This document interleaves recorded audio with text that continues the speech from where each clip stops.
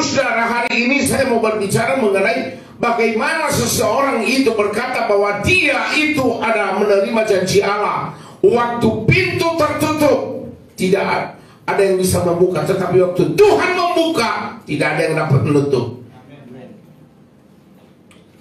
Ini janji harus digenapi. Dan itu hanya dialami oleh siapa? Hanya orang yang telah dewasa dalam roh. Dewasa dalam rohani. Tingkat kedewasaan rohani seseorang, dengar, tidak bergantung berapa lama dia telah melayani. Tidak bergantung berapa lama dia menjadi seorang pelayan. Tidak tergantung daripada bagaimana saudara apakah tiap hari Minggu datang beribadah. Saya landasi ini dari Roma pasal 14 ayat 17 dan 18.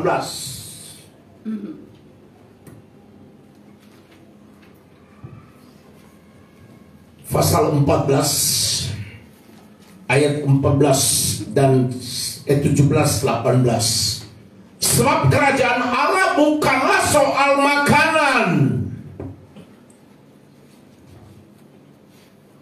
Ayat 17 ini berkata, kerajaan Allah bukan soal makanan dan minuman, tetapi soal kebenaran.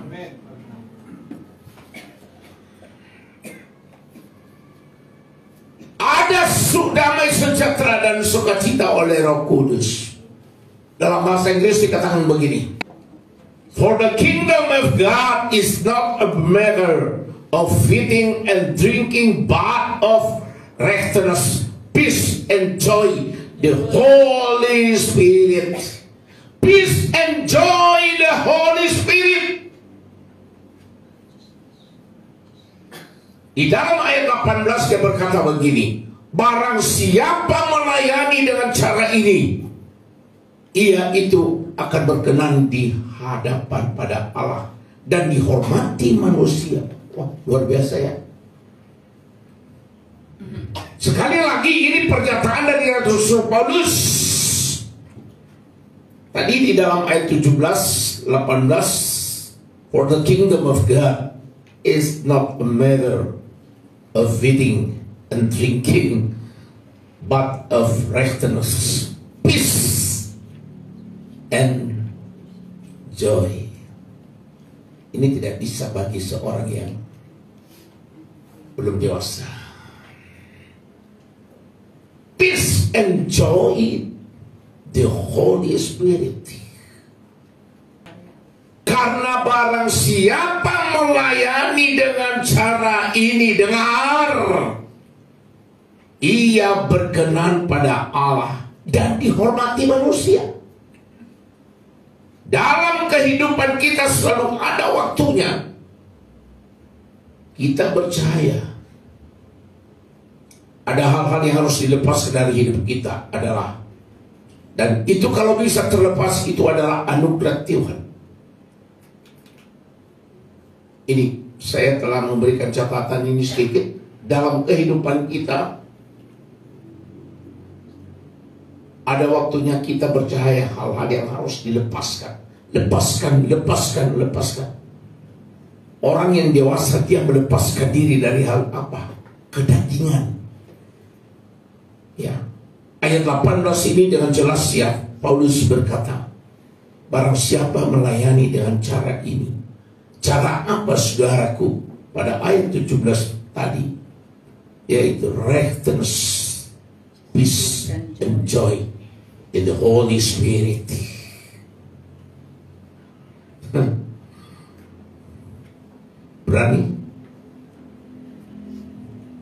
Berani pada tanggal tua ini, udah 5 minggu belum gajian. Begitu masuk bulan 5 besok katanya dirapel dulu deh, belum ada. Berani katakan dalam ayat 18, ia berkenan kepada Allah dan dihormati manusia. Orang yang masih kanak-kanak ciri khasnya apa? Saya mau baca dulu dari Efesus pasal 4 ayat 13. Saya pelan-pelan siang hari ini supaya jemaat diberkati. Dikatakan oleh Paulus, sampai kita semua telah mencapai kesatuan iman dan pengetahuan yang benar tentang anak Allah, kedewasaan penuh dan tingkat pertumbuhan yang sesuai dengan apa? Kepenuhan Kristus. Ini ada hubungannya tadi dengan Roma tadi, Bapak Ibu Saudara. Kerajaan Allah bukan berbicara tentang pakaian, makanan, dan minuman. Kalau engkau lebih dahulu mencari kerajaan Allah, maka semuanya itu akan diperlengkapi kepadamu. Engkau tidak akan pernah mengalami sesuatu kekurangan di dalam hidupmu. Engkau dihormati manusia dan dihormati oleh Allah. Penghormatan daripada Allah ini bukan berdasarkan postur tubuh. Penghormatan Tuhan sesuai dengan firman-Nya kepada Daud di dalam Kisah Para Rasul. Aku telah menemukan Daud bin Saul yang berkenan di hatiku, karena dia menjadi pelaku daripada firman-Ku. Saudaraku, dikatakan oleh Paulus begini, sampai kita telah mencapai apa? Kesatuan iman dan pengetahuan yang benar tentang anak Allah, kedewasaan penuh, perhatikan, dan tingkat pertumbuhan yang sesuai dengan kepenuhannya. Tingkat kepenuhan, tingkat kedewasaan. Sebab dalam hidup ini kita akan berjalan tanpa berhenti, sejalan dengan waktu, sejalan dengan usia. Kalau Tuhan menghendaki bulan 5 ini nanti saya genap 73. Tanggalnya saya rahasiakan. Ya, pas nanti bulan 5. Tetapi kelahiran saya di dalam Kristus terjadi pada tahun 1988, Paskah. Saya alami yang disebut dengan kedewasaan iman yang penuh. Sebab saya tidak bergantung lagi kepada makanan dan minuman. Di dalam surat Paulus ini dia berkata begini, sampai kita telah mencapai apa? Kesatuan iman dan pengetahuan yang benar tentang anak Allah. Sudah berapa puluh tahun saudara masuk keluar gereja? Bagi hamba Tuhan saya mau bertanya, sudah berapa banyak buku tulis yang Anda habiskan hanya untuk catatan-catatan Anda? Apakah semua itu bukan hanya di lembaran kertas belaka, atau telah menjadi rema dalam hidupmu terhadap jemaat-jemaat yang ada di tempat ini yang ikut FA? Sudah berapa lama Anda mengikuti FA, khususnya pada tahun ini? Saya tadi katakan bahwa perkembangan, pertumbuhan, kedewasaan iman daripada seseorang berjalan sesuai dengan waktu, bertambah fisik, bertumbuh mental, berkembang. Demikian pula bagi setiap orang yang lahir baru. Tidak tergantung berapa lama saudara menduduki gereja ini, tidak berapa banyak, tidak diperhitungkan berapa banyak yang telah Anda berikan untuk waktu melayani Tuhan, dan berapa banyak yang telah Anda berikan kepada Tuhan. Perhatikan ini, saudaraku, ciri-ciri kerohanian ada beberapa hal. Saya masuk orang yang dewasa dan orang yang masih kanak-kanak. Ciri-ciri kerohanian kekanak-kanakan yang pertama, 1 Korintus 3 ayat 1. 1 1 Korintus pasal 3 ayat 1. Dan aku saudara-saudara pada waktu itu tidak dapat berbicara dengan kamu seperti dengan manusia rohani, tetapi hanya dengan manusia duniawi yang belum dewasa dalam Kristus.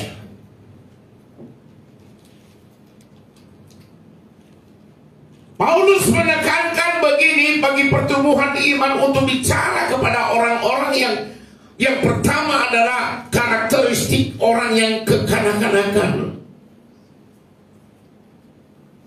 Dikatakan di dalam ayat ini tadi, aku berbicara kepada kamu seperti dengan manusia rohani, manusia yang tingkat pendewasaannya. Tetapi Paulus berkata, tetapi bahaya dengan manusia duniawi yang belum dewasa dalam Kristus.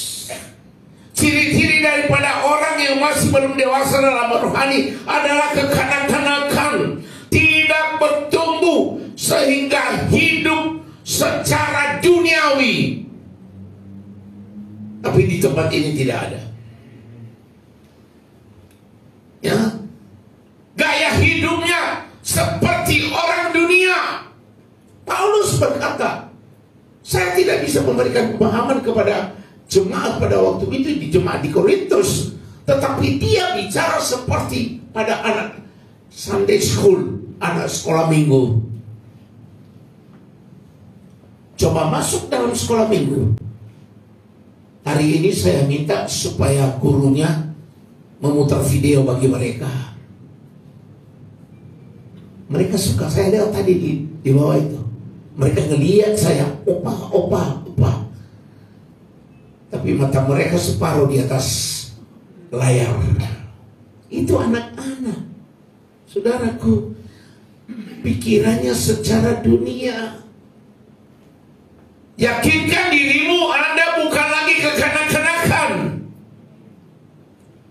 Yang kedua, secara emosional. Di dalam Efesus 4 ayat 4,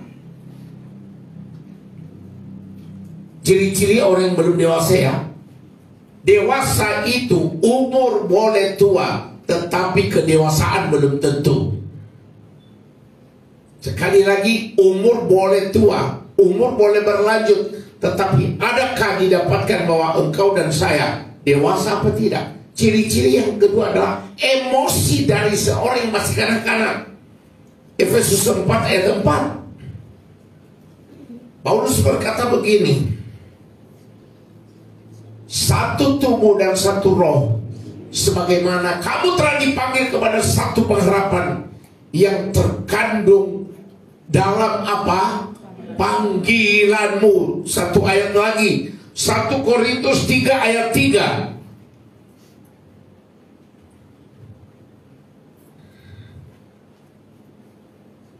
Karena kamu masih manusia duniawi.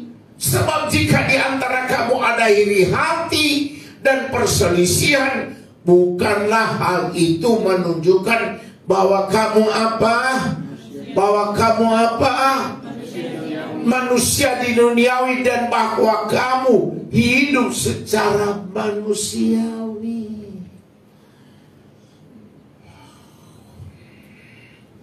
Agak pedas sedikit siang ini ya. Ya, kamu masih manusia duniawi, kata Paulus. Ini pernyataan Paulus kepada jemaat di Korintus. Yang kedua, kenapa ayat ini keluar? Tingkat emosional, ketidakstabilan dalam emosi, ketidakstabilan dan ketiadaan penguasaan diri, sehingga menyebabkan banyak perselisihan. Katakan amin. Tingkat emosionalnya tidak stabil dalam emosi dan ketiadaan penguasaan diri. Maka tadi di dalam introduction saya yang pertama, bahwa yang dimaksud di sini kerajaan Allah bukan berbicara tentang apa? Makanan, minuman, dan pakaian, tetapi berbicara tentang ya peace and joy, the Holy Spirit. Dalam kehidupan kita selalu ada waktunya untuk bercahaya hal-hal yang harus kita dilepaskan, harus keluar dari sini. Jadi manusia yang rohani yang masih kanak-kanak. Yang kedua, tingkat emosionalnya, waduh, tidak stabil. Dia lupa bahwa tadi Paulus juga dalam Roma, dia berkata, ini bukan persoalan pakaian dan makanan dan minuman ya. Ya, meskipun kita pakai pakaian yang branded, punya sepatu harga 3,5 juta, punya baju bermerek gitu,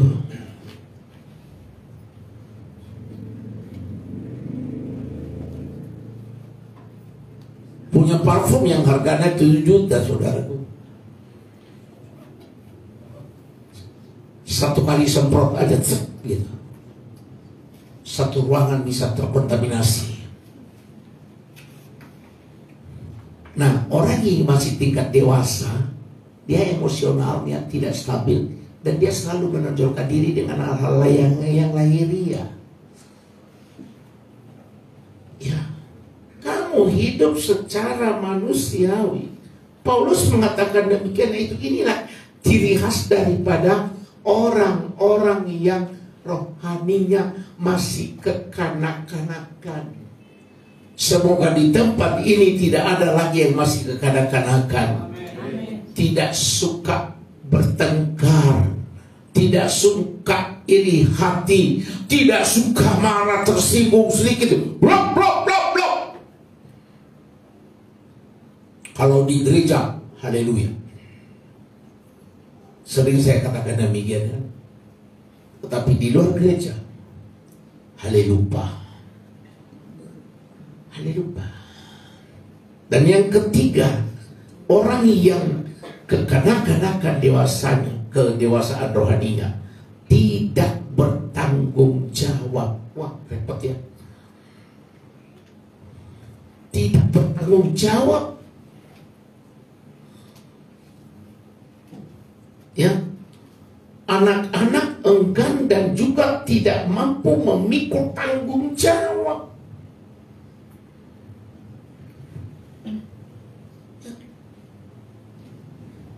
Apa saudara yang ketiga ini tidak bertanggung jawab? Dikasih sedikit tanggung jawab, dia enggan dan tidak mampu untuk mempertanggungjawabkan segala sesuatu berdasarkan firman Tuhan. Tetapi dengan cara-cara duniawi mereka menyelesaikan segala masalahnya. Dan yang keempat, egois. Yang egois itu yaitu menuntut dan meminta apa yang bisa diberikan oleh Tuhan dan orang lain bagi dirinya sendiri, bukan untuk orang lain. Orang yang tidak dewasa rohani, masih kekanak-kanakan, kerjaannya apa? Hanya menuntut. Hanya menuntut.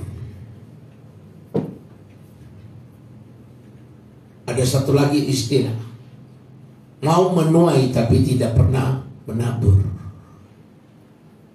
Baik permintaan doanya kepada Tuhan, dia selalu minta, tetapi dia tidak pernah menabur. Saya sering katakan, apa yang engkau tuai kalau engkau sendiri belum menabur?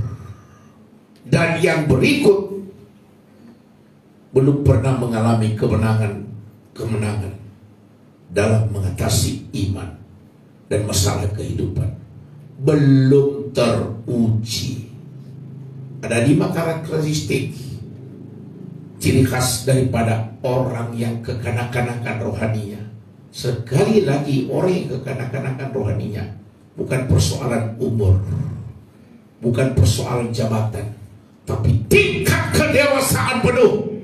Seperti yang dikatakan oleh Paulus tadi. Ya.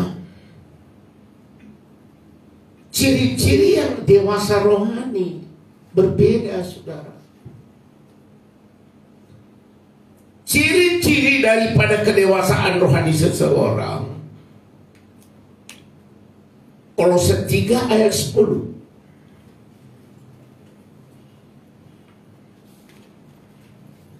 Saya berdoa semoga di tempat ini tingkat kerohanian saudara adalah kedewasaan. Mateng gitu. Tidak gampang tersinggung. Tidak gampang terluka. Yang main kenapa orang-orang yang begitu adalah perasaannya dan pikirannya, tingkat emosionalnya bukan dikontrol oleh firman Tuhan dan Roh Kudus seperti yang dikatakan oleh Paulus tadi. Dan orang-orang yang begitu selalu ada waktunya untuk tidak bercahaya, tidak mengimpartasikan apa yang dimilikinya dalam hidupnya. Ciri-ciri kedewasaan rohani seseorang yang pertama, Kolose 3 ayat 10. Dan telah mengenakan apa? Manusia baru yang terus-menerus diperbaharui untuk memperoleh apa? Pengetahuan yang benar menurut gambar Khaliknya. Artinya kerohanian yang terus-menerus bertumbuh. Makanya ada pengajaran setiap hari Selasa, setiap hari Rabu di FA, setiap hari Kamis di Menara Doa, setiap hari Jumat di dalam latihan praise and worship. Orang-orang yang bergabung di dalam praise and worship di tempat ini tidak gampang. Mereka dituntut untuk mempunyai satu tingkat kerohanian yang terus bertumbuh. Dan kalau tidak, dia tidak layak berdiri di depan ini. Demikian juga dengan seorang pendoa di gereja ini. Kalau sampai di dalam gereja ini tidak ada nubuatan-nubuatan profetik, apostolik yang disampaikan, maka saya meragukan tingkat kedewasaan rohaninya. Tetapi orang yang kerohaniannya terus-menerus bertumbuh, mempunyai disiplin rohani yang tinggi,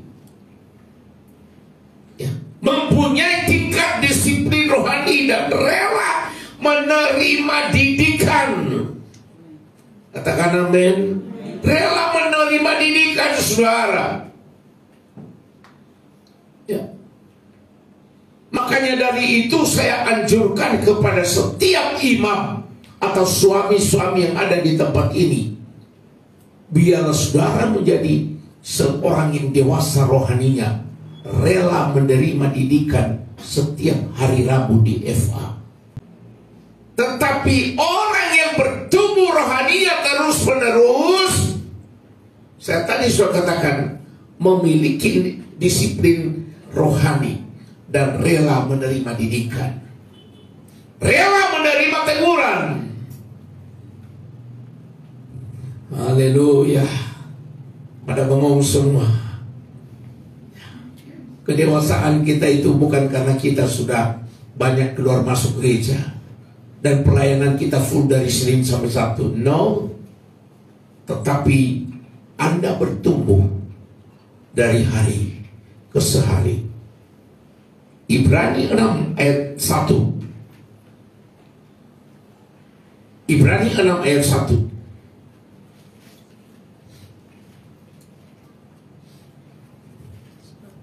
Ya, sebab itu marilah kita tinggalkan asas-asas pertama dari ajaran tentang Kristus dan beralih kepada perkembangan yang penuh. Perkembangan yang penuh. Janganlah kita meletakkan lagi dasar pertobatan dari perbuatan yang sia-sia dan dasar kepercayaan kepada Allah. Perhatikan, jangan meletakkan dasar pertobatan kita dari perbuatan yang sia-sia. Artinya, kalau engkau sudah berbuat baik, berarti engkau bisa dapat melakukan kehendak Tuhan. Tidak. Tetapi kalau engkau melakukan kebenaran firman Allah, maka engkau dapat melakukan kebaikan. Saya katakan, Orang benar dengan orang baik berbeda, saudaraku. Sekali lagi maaf. Orang benar dengan orang baik berbeda. Orang baik motivasinya lain. Bahasa Inggrisnya begini, I love you because you love me. Aku mengasihi engkau karena engkau mengasihi aku. Kalau engkau tidak mengasihi aku, maka aku tidak mengasihi engkau. Halo? Ya, sekali lagi, itu orangnya, tetapi yang tingkat kedewasaannya, rohaninya tinggi. Apa yang dikatakan di sini? Jangan kita meletakkan lagi dasar pertobatan dari perbuatan. Tetapi apa yang terjadi di sini? Dan dasar kepercayaan kita kepada Allah. Jangan karena perbuatan kita kira bisa kita masuk dalam kerajaan Allah. Tetapi ketaatan seperti Yesus, taat sampai mati ke atas kayu salib, setia sampai mati. Dia yang tidak menyayangkan dirinya membuat dia berdosa. Itu. Dan di dalam Ibrani pasal 6, pasal 12 ayat 5 sampai 12, ya, dari ayat 5 sampai 12. Dan sudah lupakah kamu akan nasihat yang berbicara kepada kamu seperti kepada anak-anak? Hai anakku, janganlah anggap enteng didikan Tuhan, dan janganlah putus asa apabila engkau, ayat berikut lanjut, karena Tuhan menghajar orang yang dikasihinya, dan ia menyesal orang yang diakuinya sebagai anak. Lanjut, jika kamu harus menanggung ganjaran, Allah memperlakukan kamu seperti anak. Pegang ayat ini, dia berkata begini, jika Allah memperlakukan Amarafi dan Rozaman kamu seperti anak, di manakah terdapat anak yang tidak apa? Nah, mana ada di muka bumi ini? Apalagi ayat selanjutnya, Maria, siapa di belakang itu? Tetapi jikalau kamu bebas dari ganjaran yang harus diderita setiap orang, maka kamu bukan anak-anak, tetapi apa? Anak-anak gampangan. Katakan sebelahmu, saya bukan anak gampangan. Ayo, kamu, ayo, ya. Perhatikannya apa yang dikatakannya ini. Ayat 8 itu tadi. Kemudian lanjut ayat 9. Selanjutnya dari ayat kita yang sebenarnya, kita beroleh ganjaran dan mereka kita hormati. Kalau demikian, bukanlah kita harus lebih taat kepada Bapa segala roh supaya kita boleh apa? Hidup. Ayat selanjutnya, sebab mereka mendidik kita dalam waktu yang pendek sesuai dengan apa yang mereka anggap baik, tetapi Dia menghajar kita untuk apa? Kebaikan kita, supaya kita beroleh apa? Bagian dalam kekudusannya. Lanjut dikit. Memang tiap-tiap ganjaran pada waktu diberikan bagaimana? Tidak mendatangkan sukacita. Tetapi apa selanjutnya, saudara? Tetapi kemudian ia menghasilkan apa? Buah kebenaran yang memberikan damai kepada mereka yang dilatih olehnya. Ayat selanjutnya, sebab itu kuatkanlah tangan yang lemah dan lutut yang bergoyang. Sini dikatakan kuatkanlah tangan yang lemah dan lutut yang goyang. Ini pernyataan firman Tuhan pagi dan siang hari ini merupakan bekal saudara dalam bulan ini. Bila kau yang membuka pintu, tidak ada satu orang pun yang dapat menutupnya. Tetapi bila Dia sudah menutup pintu, kamu usaha apapun sia-sia. Jadi apa yang dimaksud di sini? Kekuatan Roh Allah yang menguatkan kita, seperti pada pernyataan Paulus di dalam kitab Ibrani ini, ayat sebelum ayat-ayat selanjutnya. Anggap itu memang tiap-tiap ganjaran pada waktu diberikan apa? Nggak ada sukacita, tetapi duka cita, tetapi kemudian ia menghasilkan apa? Buah kebenaran yang memberikan damai kepada mereka yang dilatih. Jadi kalau Anda dan saya mengalami hal-hal yang tidak enak, ini pernyataan firman berkata begini, Tuhan sedang melatih otot-otot rohani kita. Amin. Haleluya. Tepuk tangan bagi Tuhan. Ya, banyak orang dia bilang, waduh, sia-sia deh jadi orang Kristen. Kalau dia memegang ayat ini, Tuhan sedang melatih kita, Tuhan sedang melatih keluarga kita, Tuhan sedang melatih anak-anak kita, Tuhan melatih suami dan istri supaya tetap memegang firman Allah. Dan bila mana sudah tiba waktunya, tidak ada yang dapat menutup dan tidak ada yang dapat menarik ke bawah. Engkau tidak naik, tetapi tidak, I know engkau naik dan tidak akan turun. Sering ayat ini kan berdoa, aku naik hari ini Tuhan. Tuhan bilang, kapan kamu saya latih? Kapan kamu saya latih? Saya kasih latihan, tetapi kamu nggak mau berlatih. Tetapi jemaat yang ada di tempat ini adalah orang-orang yang tingkat kerohaniannya dewasa. Amin. Yang berikut, bagaimana kedewasaan rohani seseorang? Hidup yang berbuah. Hidup yang berbuah. Hidup dalam mentalitas dan menjadi berkat bagi orang lain. Perhatikan ya. Yang ketiga ini, yang kedua ini, di dalam kedewasaan rohani seseorang. Jadi perhatikan Bapak Ibu Saudara, di lingkunganmu, di gerejamu, di keluargamu, hidup yang berbuah, mempunyai mentalitas berkelimpahan, kelimpahan sukacita, kelimpahan memberi, kelimpahan penuh dengan kuasa. Dan dikatakan pada ayat berikutnya, dan menjadi berkat bagi sesama. Jangan tengah hegu-hegu mana. Di dalam ayat firman Tuhan, Matius 3 ayat 8. Matius 3, ya terima kasih, ayat yang ke-8. Mari kita baca bersama-sama. 2, 3, ya. Jadi hasilkanlah buah yang sesuai dengan pertobatan. Hasilkan buah yang sesuai dengan pertobatan. Galatia 5 ayat 22 dan 23. Tetapi buah roh ialah apa?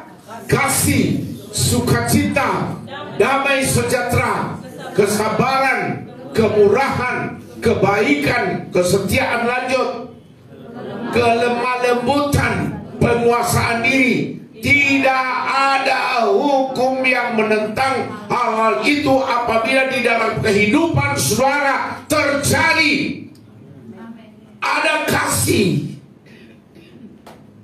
Mengerti tujuan di dalam Tuhan yang berikut tadi, yang tadi itu hidup mentalitas berkelimpahan dan menjadi berkat bagi sesama. Jangan salah, jadi berkat bagi sesama. Jangan menjadi laut mati. Saudara, siapa yang pernah ke laut mati? Katanya sih ada di Sutara ya, laut mati. Tapi saya udah sampai di laut mati. Kalau saya begitu sampai dari Dubai nyebrang ke Yordan, dari Yordan naik mobil. Satu malam kami di laut mati, dan kami di laut mati itu sore-sore berenang. Saudara tahu, di situ nggak bisa tenggelam. Sebab apa? Dia muara daripada beberapa sungai. Tetapi di dalam itu tidak ada kehidupan sebab tingkat garamnya tinggi. Jadi kalau Anda di situ, kami di situ. Kami renang, tidak usah pakai pelampung, tapi renang sendiri di atas. Dan asinnya minta ampun. Kenapa dikatakan laut mati? Dia tidak bisa menjadi berkat bagi yang lain. Di situ saja.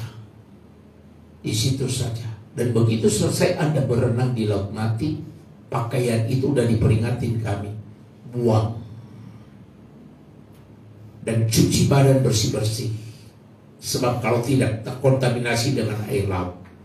Contoh kehidupan laut mati adalah apabila orang tidak menjadi berkat. Dalam satu istilah orang Nias, angini. Sesuatu nasa metro gatulo. Sudah pernah lihat telur berdarah nih, Man? Belum. Coba nanti. Resepnya ada sama Raffi itu. Ketawa ibu. Lihat anak-anaknya. Kalau mereka tidak cepat tersinggung kalau saya berikan candaan yang begitu. Dan mereka malah suka. Lagi Pak. Tepuk tangan, tepuk tangan, tepuk tangan. Tepuk tangan, saudaraku. Ini yang menjadi yang kedua itu. Dan yang berikut adalah mengerti tujuan hidup di dalam Tuhan. Destininya ada.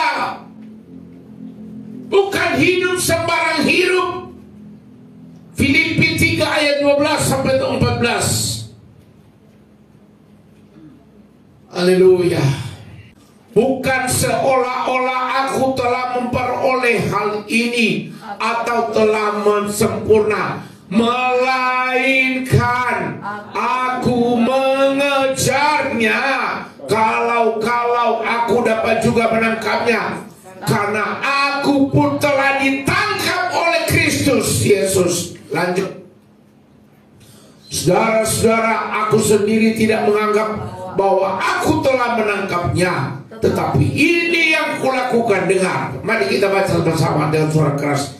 2, 3 ya. Aku melupakan apa yang dan mengarahkan diri kepada apa yang di hadapanku. Lanjut sedikit lagi.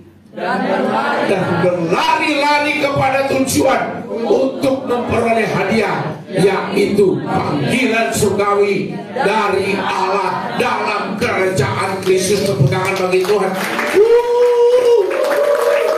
Lebih keras lagi. Haleluya. Lupakan sakit hati. Sakitnya hati ini namun aku rindu. Itu toilet, saudaraku. Sering saya kasih candaan ini. Itu kan lagunya Siti Sandora. Bencinya hati ini bagaimana? Wah, amat kesian, mantap. Suka ke toilet. Suka ke toilet. Ini lupakan yang di belakang. Yang belakang itu apa sih? Yang pernah terjadi dalam hidupmu. Ada 2 yang terjadi, yang membuat orang tidak bisa maju mencapai destiny. Ada 2, keberhasilan dan kegagalan. Kegagalan. Pernah gagal dalam bisnis, pernah gagal dalam menindaklanjuti Tuhan di dalam rumah tangganya. Lari-lari, kata Paulus. Lupakan itu. Lupakan semua sakit hati. Lupakan semua yang merugikan kita. Tetapi dia dengar. Tujuan ke depannya itu apa? Panggilan surgawi. Ada destiny, tujuan daripada kehidupan. Saudaraku, dengar. Saudara dan saya harus punya tujuan yang jelas dalam hidup ini. Jangan hidup untuk makan. Makan untuk hidup. Yang mana yang benar? Bukan makan untuk hidup. Makan untuk hidup. Terus makan untuk hidup. Melkisedek begitu. Bukan hidup untuk makan, hidupnya makan terus. Coba lihat nanti di dalam FB saudara, ada banyak orang mempertontonkan bagaimana dia hidup, restoran ini, restoran itu, hidupnya hanya makan terus. Ada bagian darah tinggi, tekanan gula darahnya naik. Sekarang saya dibatasi dengan itu. Tetapi Anda hidup untuk makan atau makan untuk hidup? Apa yang benar? Makan untuk hidup yang kekal. Kalau tubuhmu sehat, maka engkau kuat untuk melakukan pekerjaan Tuhan. Amin. Saudara, hidup berkemenangan. Hidup berkemenangan. Roma 8 ayat 37. Iya. Tolong baca. Siapa yang ada mikrofon di bawah situ? Pemuji. Ya. Baca. Put. Roma 8 ayat 37. Tetapi dalam semuanya itu kita lebih daripada orang-orang yang menang oleh Dia yang telah mengasihi kita. Sama-sama 1, 2, 3. Tetapi dalam semuanya itu kita ini lebih daripada orang-orang yang menang oleh Dia yang telah mengasihi kita. Amin. Anda bisa menang mengalahkan keinginanmu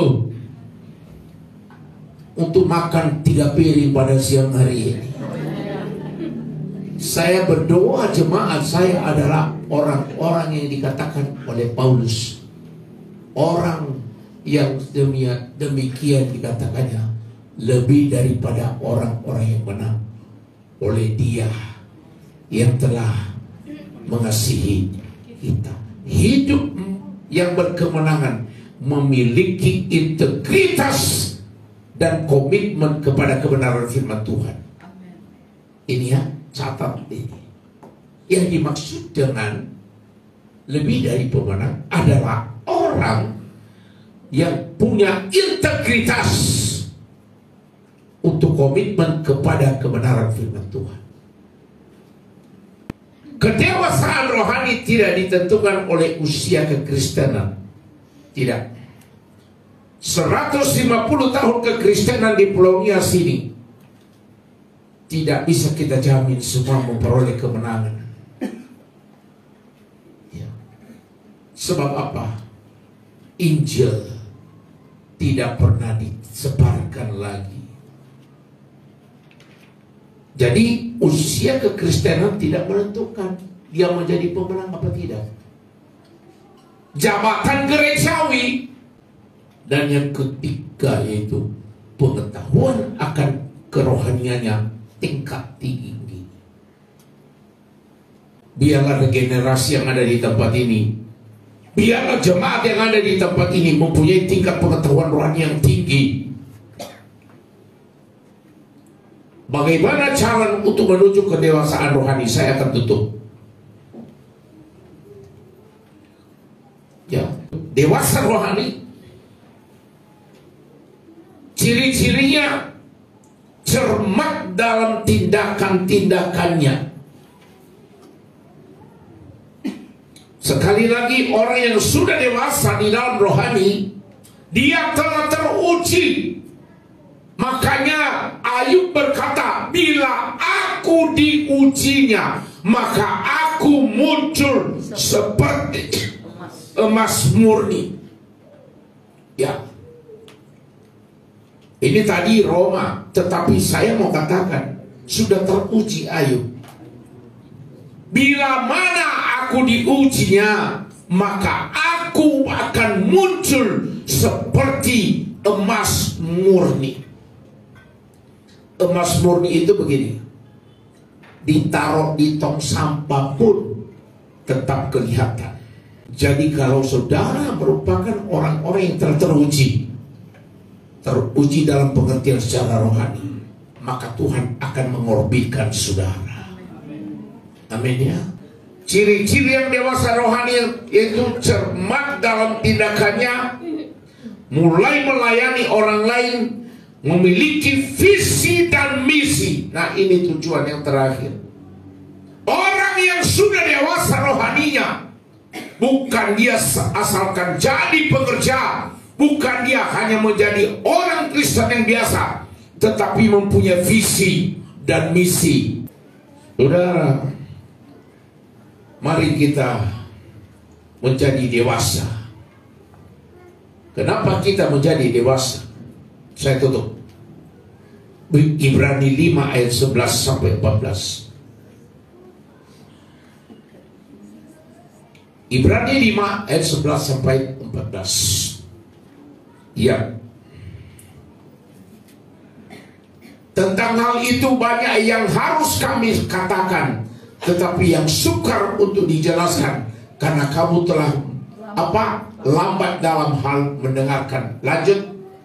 Sebab sekalipun kamu telah ditinjau dari suatu waktu, sudah seharusnya menjadi pengajar, kamu masih perlu lagi diajarkan asas-asas pokok dari pernyataan Allah, dan kamu masih memerlukan susu, bukan makanan yang keras. Lanjut.